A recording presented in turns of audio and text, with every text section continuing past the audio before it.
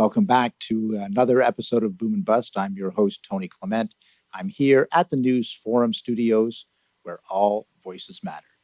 Canada has a long-standing diplomatic, commercial, and security relationship with the State of Israel.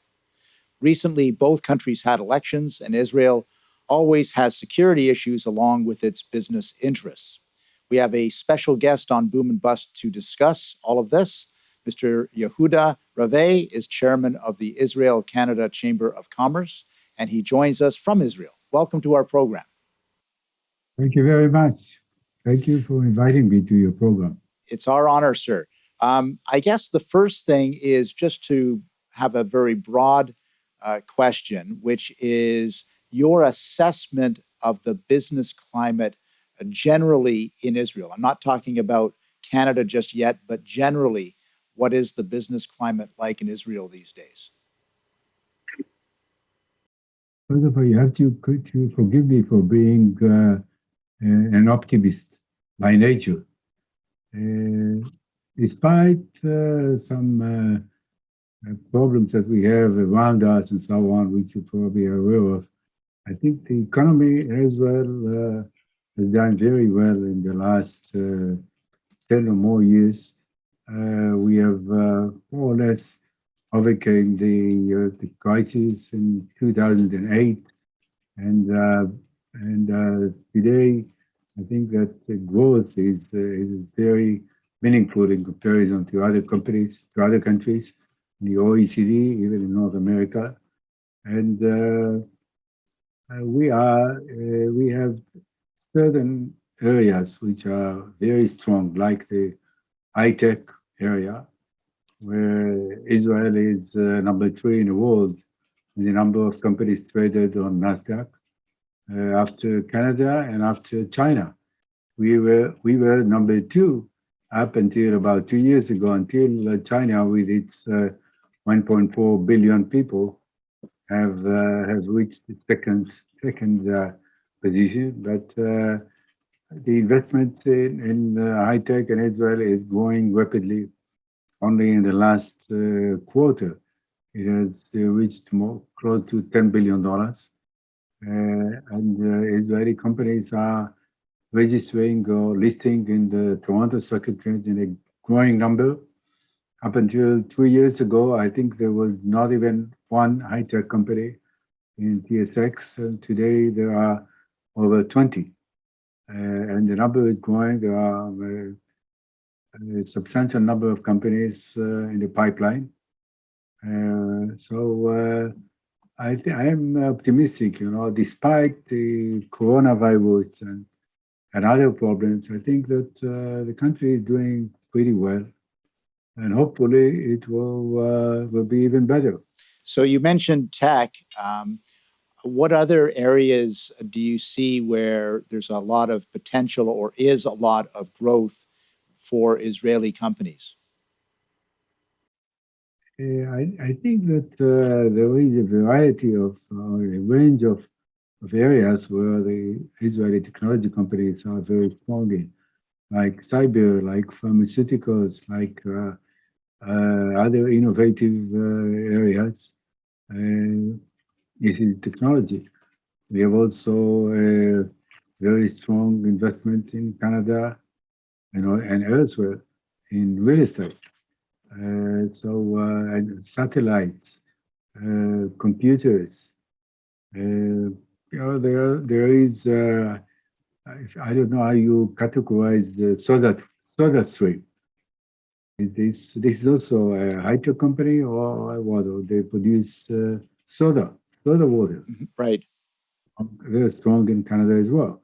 And how you classify Aroma, which is manufacturer of coffee, and they are in Canada. They are competing with Starbucks. They have it's a relatively new, but they have over 50 sites in Canada. We have other companies that are more veteran, like Teva. Right. It was Nova. Pharmaceutical. Right. Yes.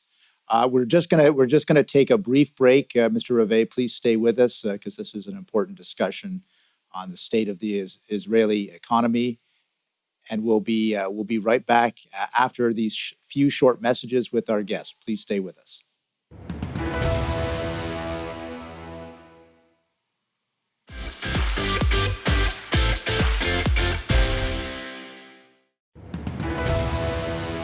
Welcome back to Boom and Bust. I'm your host, Tony Clement, at the News Forum. We're here with Mr. Yehuda Raveh. He is the chairman of the Israel-Canada Chamber of Commerce. He's coming to us from the state of Israel. Welcome back, Mr. Raveh. Just one more general question, and then I do want to get into the specifics of the Canadian-Israeli relationship. But you mentioned in the previous segment COVID, and I'd love to get your assessment of how that has affected the economy in Israel and how Israel is bouncing back from that. They say, forgive me for being an optimist by nature. I think that despite all our problems around us, which you may be aware of, the Israeli economy is doing quite well in comparison to other countries in the OECD and even in North America. We overcame the big crisis in 2008, and the growth is quite significant, again, relatively. So even during the coronavirus, I think the economy is rapidly recovering and even growing, mainly due to our achievements in the R&D and the high-tech field, where Israel is number 3 in the world in the number of companies, high-tech companies, traded in NASDAQ after Canada and China. We were number 2, by the way, up until about 2 years ago, until China has taken this place with its 1.4 billion people. But it's not so bad to be number 3 with 9.2 million people. Sure. So we are. I believe we are doing well, and hopefully, even if we look in Canada, the number of companies which are traded now on TSX is growing. It has become about more than 20 companies. Up until 2 years ago, there was not even one company. And there are many companies in the pipeline. So we are optimistic. Yeah, that is exactly my next question, because the state of the Israel-Canada economies, how they interact and how their commercial relationship is. Do you see it getting stronger, that commercial relationship then? Yes, absolutely. First of all, start with our description of our relationship with Canada. It started many years ago. Since the inception of the state of Israel, Canada was one of the big companies that supported Israel. Then years ago, about 15 years ago, there was a free trade agreement signed between Israel and Canada. And this free trade agreement was updated only about 2.5 years ago. And I think that the business community in Israel and also in Canada has identified the potential of the connections between the two countries, because after all, Canada is strong in high-tech, Israel is strong in high-tech, and not only in high-tech, but there is, I believe, a similarity of functions, similarity of business behavior between the two countries. So the numbers are growing. Is that when you say that the business? Do you mean the business culture is similar, or is there some other thing? Yes. I mean the business culture. Listen, we are two democracies, and with a very strong stock exchange regulatory behavior, and I personally find a lot in common between the two countries. I can tell you that the largest infrastructure project in Israel, which is Road 6, which is a toll road, like more or less a copy of 407 in Toronto, was built by a Canadian company, a consortium led by a Canadian company. And I happened to form, as a result of this, I was the lawyer of the Canadian company, and I founded a fund, an infrastructure fund, which today manages and controls over $3 billion of infrastructure project. So it all started from Canada. So how can we not be friendly and hope and grateful for the cooperation between us and Canada? We're just going to take a quick commercial break. Mr. Raveh, stay with us. We'll be right back.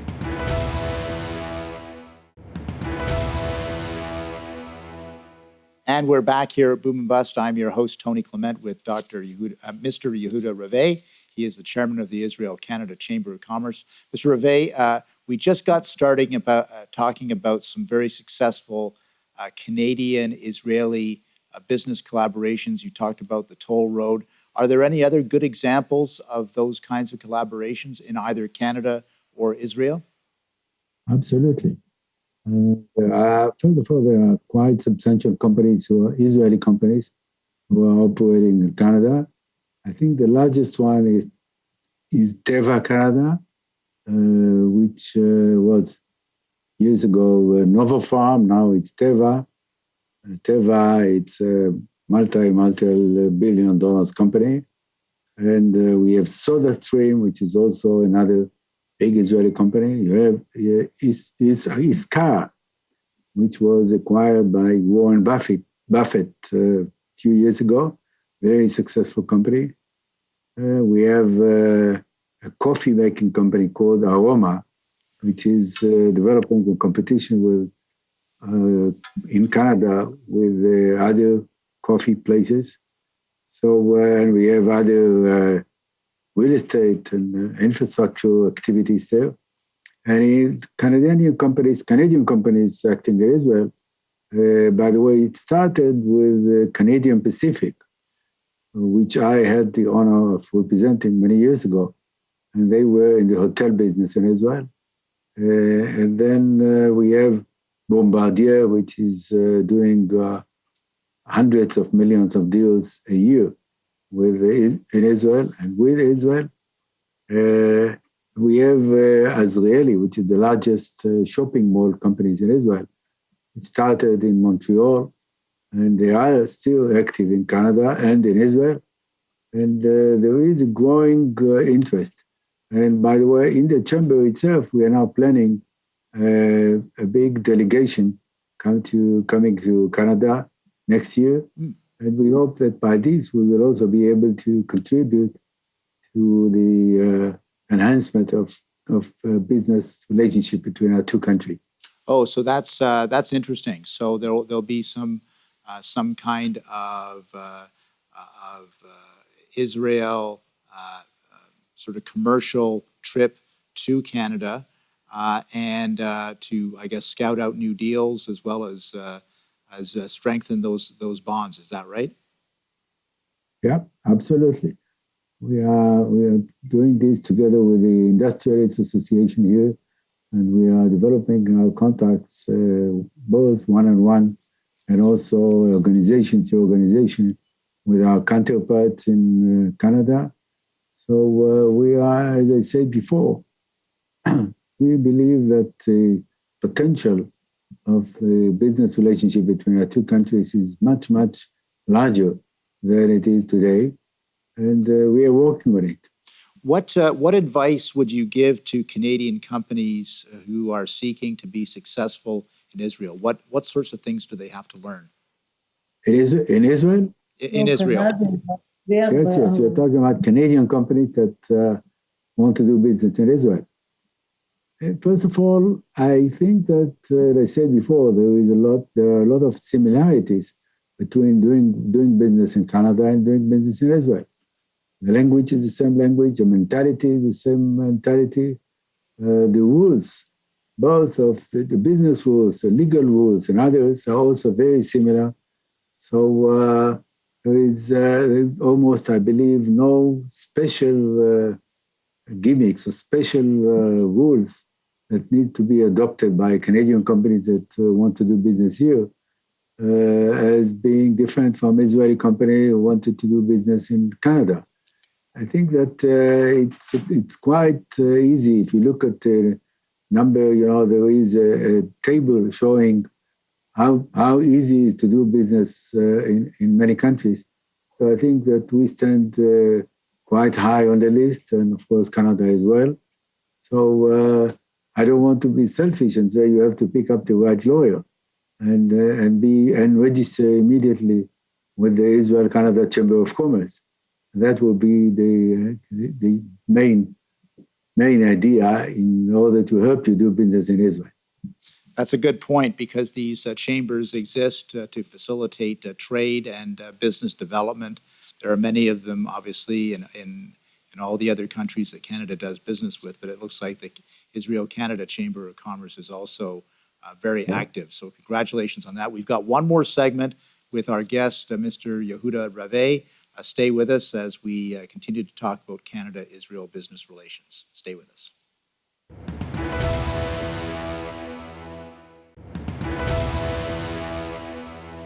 Welcome back to Boom and Bust. I'm your host, Tony Clement, with Mr. Yehuda Raveh. He is chairman of the Israel-Canada Chamber of Commerce, talking all things about the Canada-Israel commercial relationship and partnership. Mr. Raveh, just wondering, you've obviously seen a lot of governments come and go, both in Israel and in Canada. What should the Canadian government be doing to facilitate more trade and more commercial relationships, do you think? I think that, after all, it all comes to people. I think that we now have a new ambassador, a new Canadian ambassador in Israel. We have a new trade commissioner in Israel. And I think both are excellent people, and they're very minded of it. Sometimes you have diplomats who are not necessarily business-minded. And it happens to us in Canada or in other countries, and happens vice versa. And I realize that individuals who are now in Israel are all business-minded. That's one. Insofar as the government is concerned, I'm a freak of the private sector. So I don't, except for the idea out of making the knowledge, of making the business sector, knowing that there are potentials in both countries.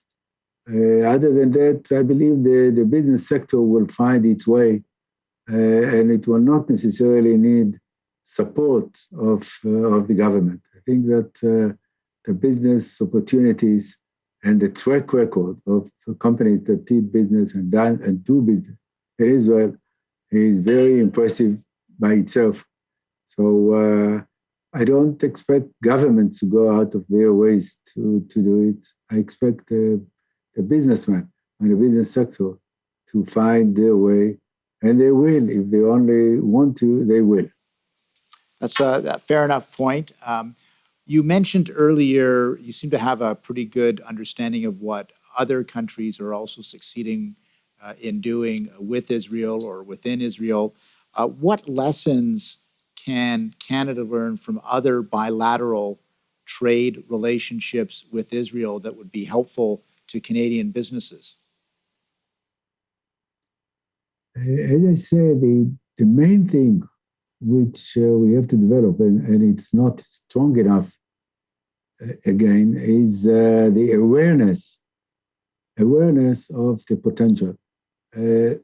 It has to do perhaps also with the Jewish communities all over the world, because I think that Jewish people who are Zionists, or non-Jewish people who are Zionists, not necessarily look for business. They're happier sometimes to make donations and so on, which is not as important in my view. It is important, of course, but in terms of business, I would prefer businessmen from Canada, to look into potential business in Israel, other than or in addition to their donations to Israel.